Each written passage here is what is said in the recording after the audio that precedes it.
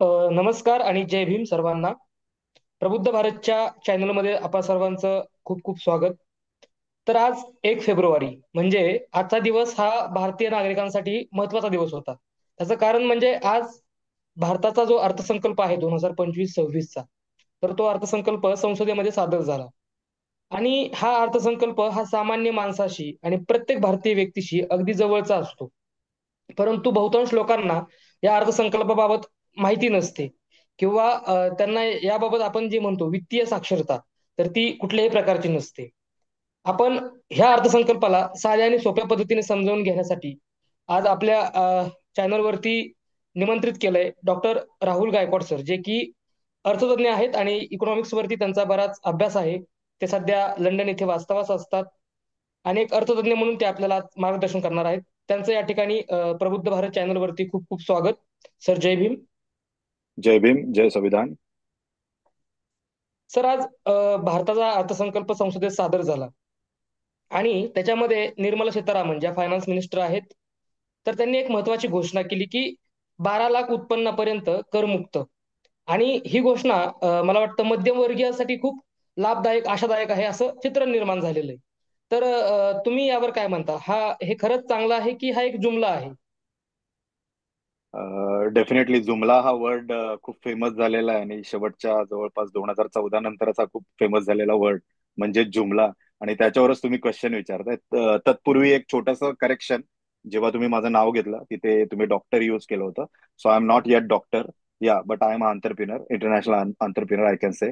But doctor अजून मी झालेलो नाहीये. होपफुली लवकरच होईल. So yes, we can start about like शुभेच्छा सर तुम्हाला. Thank you sir. सो याच्यामध्ये कसं आहे की बेसिकली जर तुम्ही सध्याच्या स्थितीला पाहिलं, तो मला हे समजत नाही की थोड्या दिवसापूर्वी जेव्हा डॅवॉस करार झाला किंवा डॅवॉसमध्ये जाऊन 61 MOUज डिक्लेअर करण्यात आले किंवा तिथे साईन करण्यात आले. आता पहिली गोष्ट म्हणजे as a government, as a government entity किंवा तुम्ही एका पर्टिक्युलर पक्षा म्हणजे मेजॉरिटीमध्ये आलेल्या पक्षाचं एक रिप्रेझेंटेशन करताय. तुम्ही मंत्रालयामध्ये आहात, तुम्ही पार्लमेंटरी बॉडीमध्ये आहात आणि तुम्ही जेव्हा अशा प्रकारचे डिसिजन्स घेता, जसं डॅवॉसमध्ये घेतला. आता आज समजा आपल्या ज्या फायनान्स मिनिस्टर आहेत माननीय निर्मला सीतारामनजी, त्यांनी जे पर्टिक्युलर बजेट सांगितलं त्याचा गाजावाजा करण्याची एवढी गरज काय? As a youth, as a युवा, माझा क्वेश्चन असेल की एवढा गाजावाजा करण्याची गरज काय? आणि गाजावाजा केलात तर केला. आज आपल्याला भारताला जवळपास 78 वर्ष झालेले आहे स्वातंत्र्य मिळून, जवळपास 78 वर्ष. आणि आपण एवढ्या वर्षानंतरही आज जेव्हा आपलं फायनान्स मिनिस्टर येतात आणि बजेट प्रेझेंट करतात, त्याच्यामध्ये आपली हेडलाईन काय बनते? तर टॅक्सवर. आणि आपला भोळा माणूस, भाबडा माणूस, महाराष्ट्रातला, भारतातला, ज्याचं एज्युकेशनची बँड वाजलेली आहे, ज्याचं एज्युकेशनशी काही घेणं देणं नाही, तो फक्त 12 लाखावर आम्हाला आता 12 लाखापर्यंत आम्हाला टॅक्स नाही लागणार या छोट्याशा संकुचित संकल्पनेमध्ये मजा घेतोय आणि त्याच्यामध्येच खुश राहतोय. कारण definitely dictatorship is on the way. आणि त्यांना तेच पाहिजे की ही जी संकुचित मेंटॅलिटी आहे लोकांमध्ये ती वावरली पाहिजे आणि ती स्प्रेड झाली पाहिजे आणि त्या पद्धतीने त्यांची वाटचाल एकदम जोरात चालू आहे. मी म्हणेल की बजेट जेव्हा आपण रिप्रेझेंट करतो, why we are not discussing about the job creation in this particular budget, की आम्ही एवढे एवढे जॉब्स क्रिएट करू प्रत्येक सेक्टरमध्ये. म्हणजे तुमचं एज्युकेशनल वाईज जे आपण पाहिलं, हिस्ट्री आहे, आर्ट्स आहे, इकॉनॉमिक्स आहे, सायन्स आहे, परत तुमचं मॅथ्स आहे, सगळे स्ट्रीम्समध्ये, टेक आहे, सगळ्यांमध्ये इक्वल जॉब प्रोडक्शन आपण कसं करू ह्याच्यावर हेडलाईन का ना बनत? तुमच्याकडे why we are not analysing the number of male and female entrepreneurs. एका वर्षामध्ये आम्ही एवढे आंतरप्रिनर्स क्रिएट करू, त्याच्यामध्ये इंटरनॅशनल एवढे असतील, डोमेस्टिक एवढे असतील, याच्यावर हेडलाईन का ना बनत? Why we are focusing on number of scientist, हिस्टॉरिकन किंवा तुमचं हिस्टोरियन सॉरी, किंवा तुमचे इकॉनॉमिस्ट किंवा तुमचे डॉक्टर्स आहेत किंवा मोठे मोठे तुमचे शास्त्रज्ञ आहेत, यांच्यावर आपलं पर्टिक्युलरली बजेटची हेडलाईन का ना बनत? हे कुठे आहेत? यांच्याबद्दल का ना डिस्कशन होत? एवढे आम्ही प्रोड्यूस करू किंवा खालून येणारी अजून पिढी कोणती आहे याच्यामध्ये काही दिसतंय का आपल्याला? तर याला वाय? धरूनच प्रश्न विचारतो की तुम्ही आता म्हणला बेरोजगारीचा मुद्दा उपस्थित केला. तर आता तो 2025चा बजेट सादर केलं, त्याच्यामध्ये बेरोजगारीचा जो मुद्दा आहे तो सरकारने दुर्लक्षित केलाय का? तुम्हाला काय वाटतं हंड्रेड यावर? 100% दुर्लक्षित केलेलं आहे. मी तुम्हाला त्याच्यावर पूर्ण एक्सप्लेनेशन देणार आहे. त्या पर्टिक्युलर त्या मुद्द्यावर आपण डिटेल डिस्कशन केलं पाहिजे मला असं वाटतं, कारण हा सर्वात मोठा मुद्दा आहे सध्याच्या स्थितीचा. जर तुम्ही जर पाहिलं याच्यामध्ये हेडलाईनचा जो विषय झाला, जो आपण डिस्कस करतो, याच्यामध्ये मला हे म्हणायचं आहे की इन्फ्रास्ट्रक्चर कॉस्ट रिडक्शन म्हणजे लास्ट जर 2014 पासून ते 2024 पर्यंतचा जर इन्फ्रास्ट्रक्चर एक्सपेन्सेस पाहिला आपण आणि त्याच्यावर येणारा रिझल्ट पाहिला, तर हा खूप मायनस जातोय. खूप सारे प्रॉब्लेम्स आहेत. मग याच्या कॉस्ट रिडक्शनवर हेडलाईन का ना बनत, डेव्हलपमेंट ऑफ रिन्युएबल एनर्जी, याच्याबद्दल आपल्या हेडलाईन का ना बनत? कारण ही सध्याच्या स्थितीचे सर्वात मोठे मुद्दे आहेत. जग एआय टेक्नॉलॉजीमध्ये आणि व्हीआर टेक्नॉलॉजीमध्ये खूप पुढे गेल्यानंतर आपल्याला जाग येते की आपण आता एआय वर इन्व्हेस्टमेंट करणार आहोत. कारण आपण कास्ट जातीपातीच्या राजकारणामध्ये आपला वेळ कम्प्लिटली वेस्ट घालवलेला आहे. याच्यामध्ये मी असं म्हणेल की द इंडिया बजेट, मी तुम्हाला हेडलाईन देतो, the India budget 2025 appears to be अम्ब्रा लुक्स ऍडजस्टमेंट. अंबराचं मिनिंग असतं जे तुमचं इक्लिप्स होतात, म्हणजे तुमचं जे सूर्यग्रहण चंद्रग्रहण, जी चंद्रावर जी सावली पडते सूर्याची आणि सूर्यावर जे सावली, तर एक शॉर्ट टर्म असतो. हे short term adjustment into the budget to just influence the people. आणि भोळी बाबडी माणसं लिटरली फटाके फोडतायत. त्यांच्या इंस्टाग्रामच्या स्टोरीवर, फेसबुकच्या स्टोरीवर जा, सगळीकडे जा, तुम्हाला असं दिसतंय की आम्हाला 12 लाख पर्यंत आता टॅक्स भरायचा नाहीये. पण तुम्हाला हे समजत नाहीये की if you can calculate the current inflation rate and your income per capital GDP, याला जर तुम्ही काउंट करता, 12 लाख हा जो इन्कम आहे, हा particular income not enough to counter that particular inflation in the market. केवढी महागाई वाढलेली आहे. तुमचा रिसेंटली बसचे भाडे वाढवलेले आहेत. तुम्ही जर सध्याच्या स्थितीला बघितलं, आपल्यावर इंटरनल आणि एक्सटर्नल डेट बद्दल आपण लास्ट शेवटच्या व्हिडिओमध्ये बोललेलो पण आहोत की तुमचा इंटरनल डेट आणि एक्सटर्नल डेट त्याच्यावर पेड केलेला इंटरेस्ट याची कॉन्ट्रीब्युशन आपण केली, तर that is over, like the adverts to the GDP, 100% over adverts to the GDP झालेला आहे. So my question is that why we are not evaluating this all stuffs, why we are not thinking about that under 40 entrepreneurs, म्हणजे under 40 age मध्ये जे youth आहेत, एवढे अंतरप्रिनर्स आम्ही या वर्षामध्ये प्रोड्यूस करणार आहोत. याच्यावर हेडलाईन का ना बनत? मिलिटरीवर का ना बनत? हाऊसिंगवर का ना बनत? इंटरेस्ट रेट्स का कमी नाही होते? आपला इंटरेस्ट रेट 8%, 9% पेक्षा कमी का ना होते? रिअल इस्टेटमध्ये जो तुमचा लक्झरियस सेगमेंट येतो, लक्झरियस सेगमेंटवर तुम्हाला 18% टॅक्स पे करायला लागतो. म्हणजे साध्या साध्या साध्या भोळ्या भाबड्या मिडल क्लास लोकांना लक्झरी एन्जॉय करण्याचा हक्क नाहीये का? मग याच्यावर आपण का ना बोलत आहात? कारण जग आता त्या लक्झरी सेगमेंटकडे चाललंय. ज्याही डेव्हलपमेंट रिअल इस्टेटमध्ये येतात, ते बाय डिफॉल्ट तुमच्या एम्युनिटीज, लक्झरी एम्युनिटीज सोबत येत आहेत.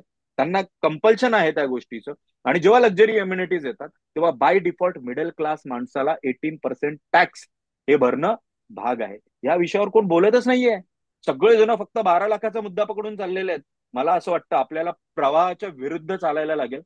तेव्हा कुठे भारताला एक सर्टन लेवलचं आयडेंटिफिकेशन भेटू शकतं. आणि हे फक्त वंचित बहुजन आघाडीच करू शकते. कारण आम्ही मुद्द्यांवर बोलतो, पॉलिटिक्सवर बोलत नाही. आणि हा जो मुद्दा पर्टिक्युलरली जर तुम्ही पाहिला, तर हा मुद्दा म्हणजे वाखाणण्याजोगा आहे की 12 lakhचं इन्कम हा तुम्ही हेडलाईन बनवता 78 वर्षाच्या इंडिपेंडन्स नंतर. Why we are not talking on other things?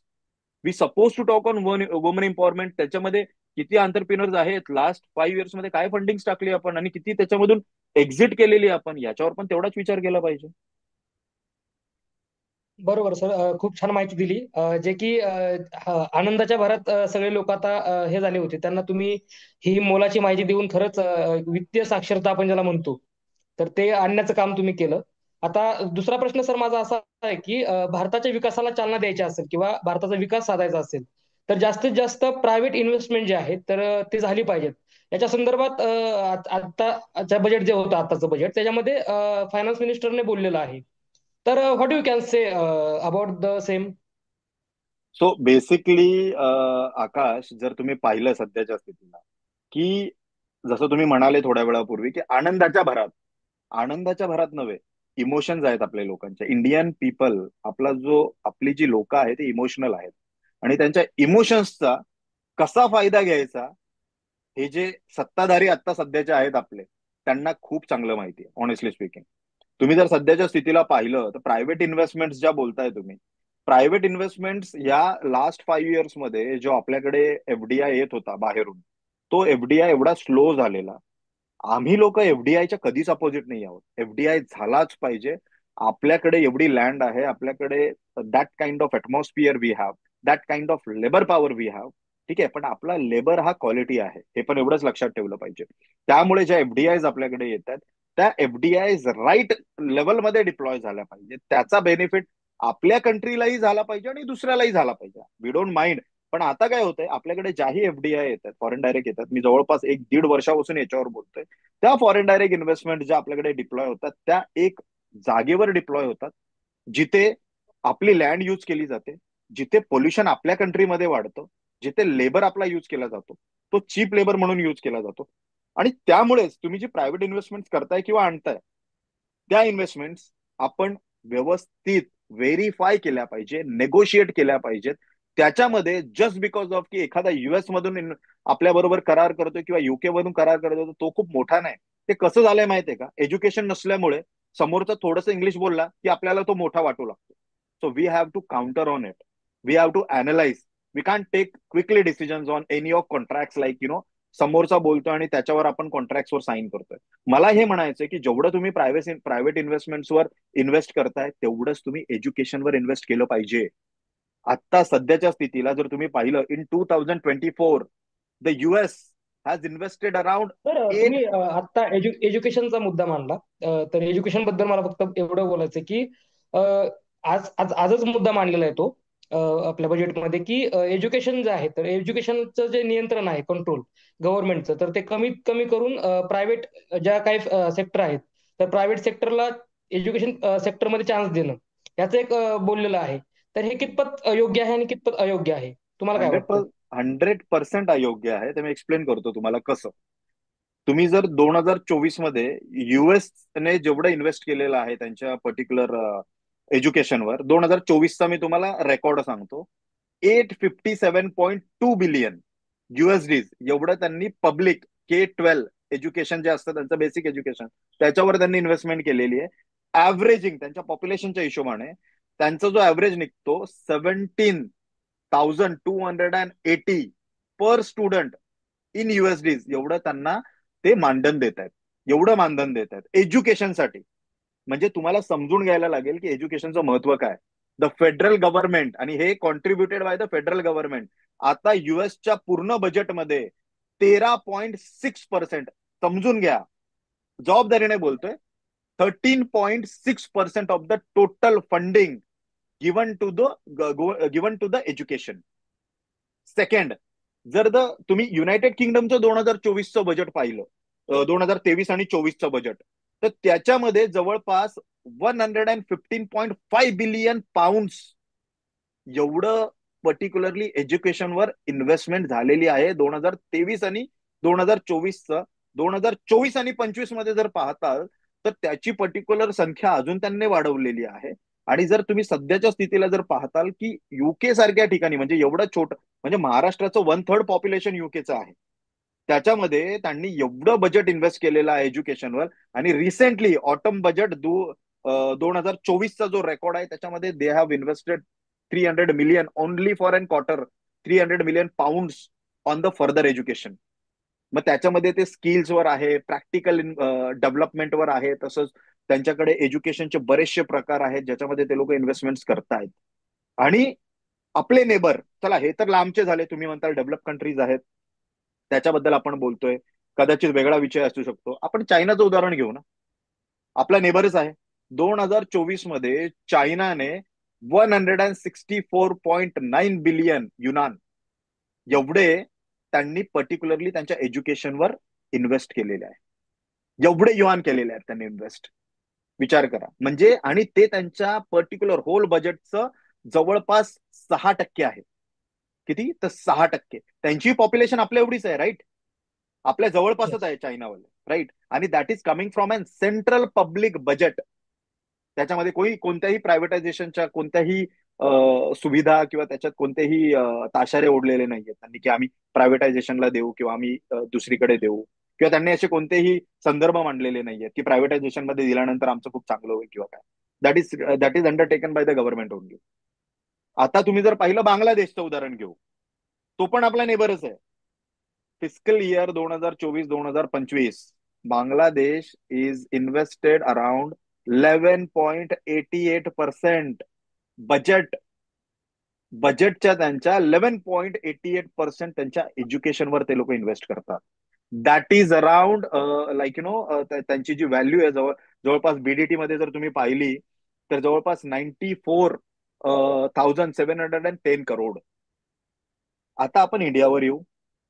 इंडियामध्ये 2024-25 मध्ये 2024-25 fiscal year India total allocation for education skill and employment is around 1.48 lakh crore. बरोबर. ही तुमची जर पाहिले तुम्ही तर ही 2024 आणि 2025 ची आहे. 2023 मध्ये 2023-2024 मध्ये 1.12 लाख करोड एवढी इन्व्हेस्टमेंट केली. आता ही जर टोटल इन्व्हेस्टमेंट आपण पाहिली, ही टोटल इन्व्हेस्टमेंट जर आपण पाहिली तर ही जवळपास 5.3% ऑफ द बजेट आहे. किती? 5.3%.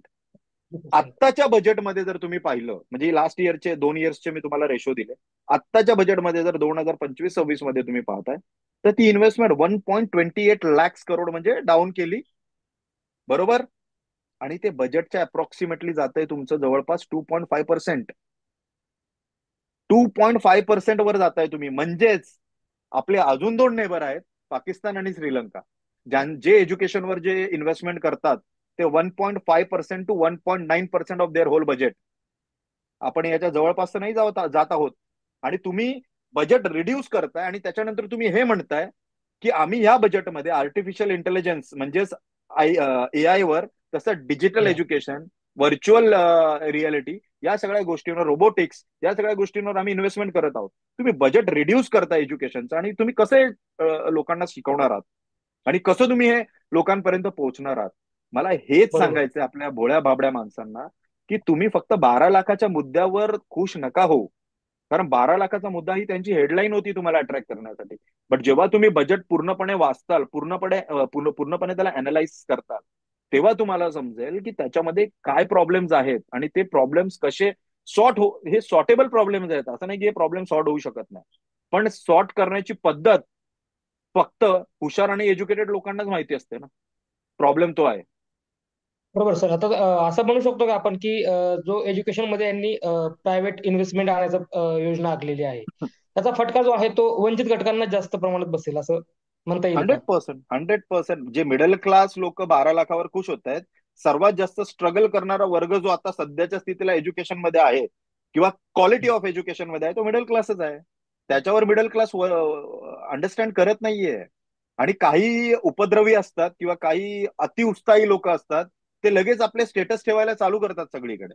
पण त्यांना हे समजत तर नाही की बरोबर याला हा याच्याशीच माझा प्रश्न आहे. आता आपलं जे मेन स्ट्रीम मीडिया आहे इंडियामधली, त्याच्या संदर्भात बोलायचं झालं तर बजेट सादर होण्याआधीच म्हणजे हिस्टॉरिकल बजेट आहे, एक फुगा तयार केला जातो. यावर आपण काय म्हणाल? जवळपास एक लास्ट 1 महिन्यापासून याच्यावर फक्त हेच चाललेलं. सगळ्या मीडियामध्ये पण हेच बोलणं बोलणं व्हायचं की आता बजेट सादर होणार आहे, मग टॅक्स मध्ये काय होतंय बघूया. बजेट सादर होणार आहे, टॅक्स मध्ये काय होतंय बघूया. तर लोकांना एक बोलतात ना, एक फुगा बबल तयार करायची आणि त्याच्यामध्ये लोकांना त्या पर्टिक्युलर माइंडसेट मध्ये फिरवायचं की बाबा हा बजेट फक्त टॅक्स रिलेटेडच असणार. अरे बाकीच्या गोष्टी आहेत ना. बजेट म्हणजे फक्त टॅक्स असतो असतो का बरं? नाही, बजेटमध्ये बरोबर. बऱ्याच गोष्टी असतात. त्या सगळ्या गोष्टींवर 360 डिग्री अटॅक करणं गरजेचं असतं. आणि पॉलिसी मेकिंग करताना गव्हर्नमेंट बॅलन्स राहिली पाहिजे. मी गव्हर्नमेंटच्या अपोजिट मध्ये जात नाही. मला हे सांगा ना तुम्ही की आज आपल्यावर जेवढं डेट आहे त्या डेटमध्ये ते कमी करण्याचे तुमच्याकडे काय पर्याय आहेत? तुम्ही वाढवत चाललेले आहात. आणि त्यातल्या तर तुम्ही अशा प्रकारच्या काही गोष्टी डिक्लेअर करताय आणि लोकांना, भोळ्या भाबड्या माणसांना तुम्ही फसवताय सरळ सरळ. बरोबर सर. आत्ताचं जे बजेट होतं याच्यामध्ये आता फूड इन्फ्लेशन जे आहे हा एक प्रॉब्लेमच आहे. तर याच्यावरती काहीतरी उपाय होतील अशी अपेक्षा होती, मात्र तसं होताना दिसतंय का बजेटमधून? नो, अजिबात नाही. फूड इन्फ्लेशन हा सर्वात मोठा इश्यू आहे. महागाई बघा तुम्ही सध्याच्या स्थितीला, जे तुम्ही एक पर्टिक्युलर लाईक नॉर्मल तुम्ही दूध घ्यायला जायचे 10 वर्षापूर्वीचा एक रेकॉर्ड नॉर्मल तुम्ही असं बसला बसला विचार केला तरी तुम्हाला समजेल.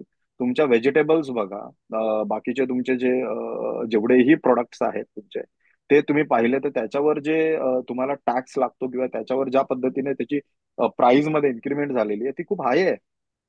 सध्याच्या स्थितीला 2023चं तुम्ही इंडियन बजेटचं जर फूड इन्फ्लेशन रेट काढला किंवा त्याचा रेशो पर्सेंटेजेस काढले तर जवळपास 6 to 7% होता. 2024 मधला जर तुम्ही काढला, दॅट वॉज अराउंड 5 to 6%. थोडासा डाऊन झाला, इलेक्शन होता ना, थोडासा डाऊन करून टाकला. आणि त्याच्यानंतर जर आत्ताचा 2024-25चा जर तुम्ही प्रोजेक्टेड पाहिला, जो प्रोजेक्टेड आहे तो तुमचा परत 5 to 6%च आहे. मग जो तुमचा फूड इन्फ्लेशन इश्यू आहे, म्हणजे जो तुमचा फूड कॉल, आता तुम्ही इम्पोर्ट एक्सपोर्ट मध्ये तुम्ही लोक काही कोणत्याही प्रकारचे कॉन्ट्रॅक्ट साईन केले, कोणत्याही टॅक्स, कारण या पर्टिक्युलर प्रोजेक्ट या पर्टिक्युलर बजेटमध्ये एनआरआय बद्दल किंवा इंटरनॅशनल इम्पोर्ट एक्सपोर्ट बद्दल तेवढ्या तरतुदी केल्याच नाहीयेत.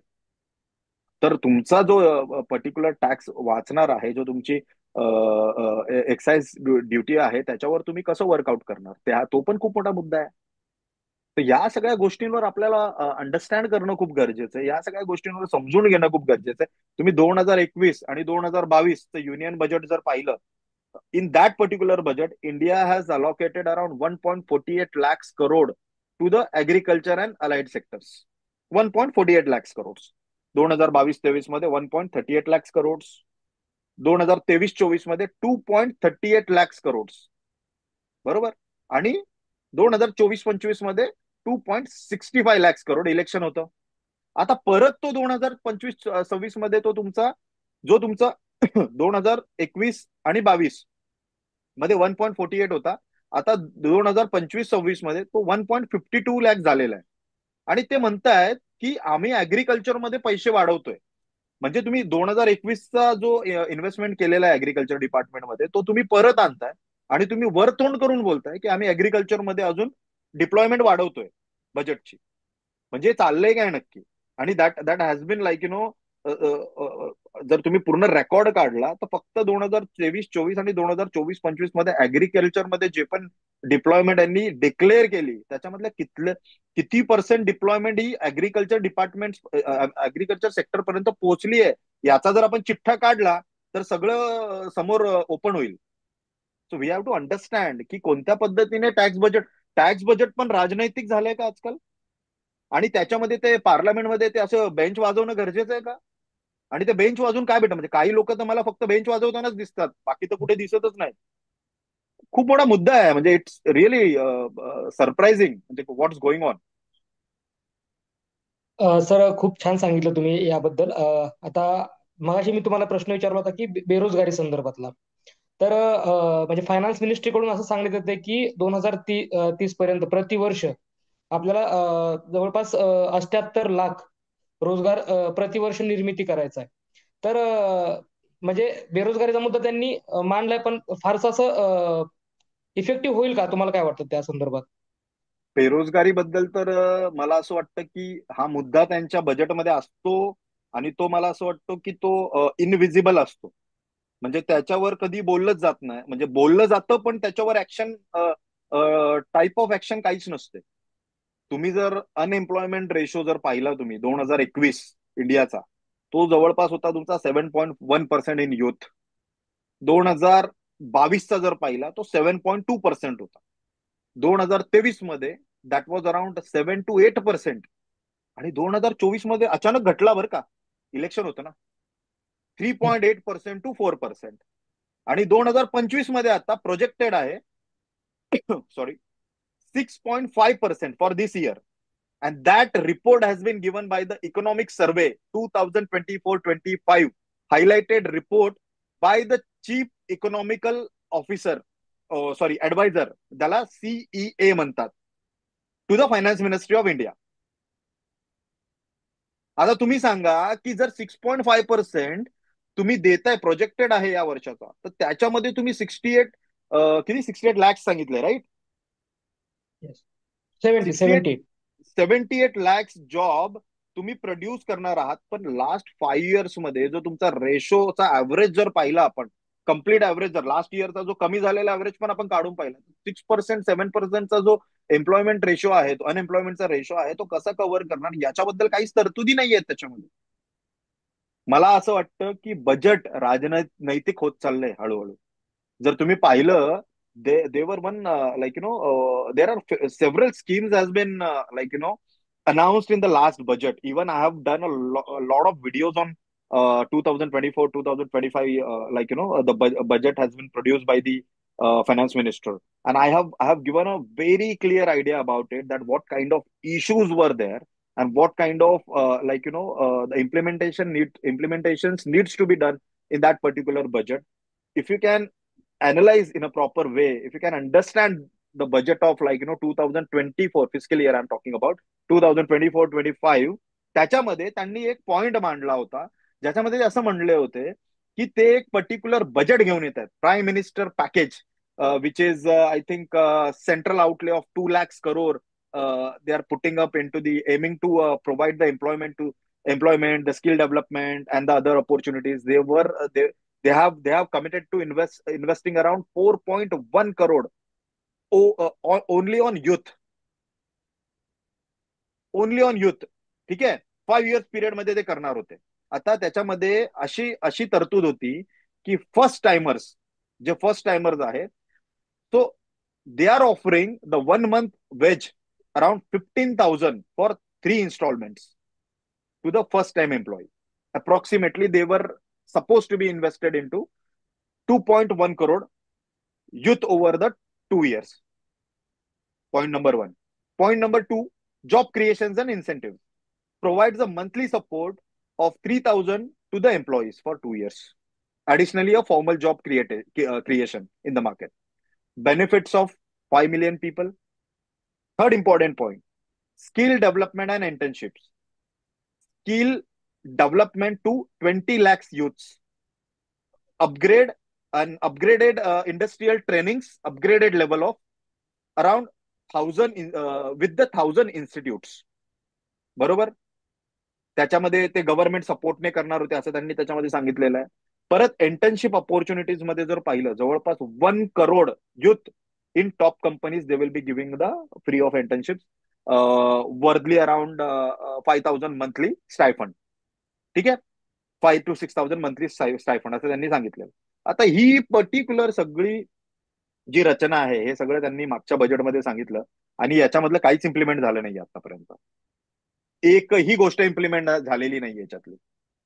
म्हणजे 4.1 crore, ठीक आहे, youth over 5 years period will be furnished, will be trained, will be given the proper the practical education और डेव्हलपमेंट. त्याच्यावर या पर्टिक्युलर जी स्कीम त्यांनी डिक्लेअर केली होती, जी ऑफर त्यांनी डिक्लेअर केली, याच्यावर काहीच नाही झालेलं आहे. याच्यावर कोणाला बोलायचं नाही, याच्यावर कोणत्या मीडियाला पण बोलायचं नाही. काय झालंय माहितीये का, मीडिया पण आता ना बबल आणि हवेसारखा फिरू लागलाय. जिकडे हवा तिकडे जावा, असा प्रकार झालेला आहे. त्यामुळे मला असं वाटतं की हे जे बजेट प्रोड्यूस केलेलं आहे, हे हळूहळू हे बजेट आहे, हे राजनैतिक होत चाललेलं आहे. मला असं वाटतं बजेट हे बजेट सारखं असावं. बजेटचं मिनिंग काय? बजेटचं मिनिंग काय, तुम्ही एका वर्षामध्ये काय डेव्हलपमेंट तुमच्या कंट्रीमध्ये करणार आहात, what investment you are doing against the country, म्हणजे in favour of the country, and what ROIs or what the returns you'll be getting from that particular investment, that you have to produce. आमचे हे plan आहेत. तुम्ही फक्त budget allocate करताय. Budget allocate केल्यानंतर media त्याला अशा पद्धतीने प्रमोट करते. मला असं वाटतं की एवढी मेजॉरिटीमध्ये आलेली जी गव्हर्नमेंट आहे, एवढी मेजॉरिटी म्हणजे एवढी लोकप्रियता, तुम्ही घात केलाय लोकांचा.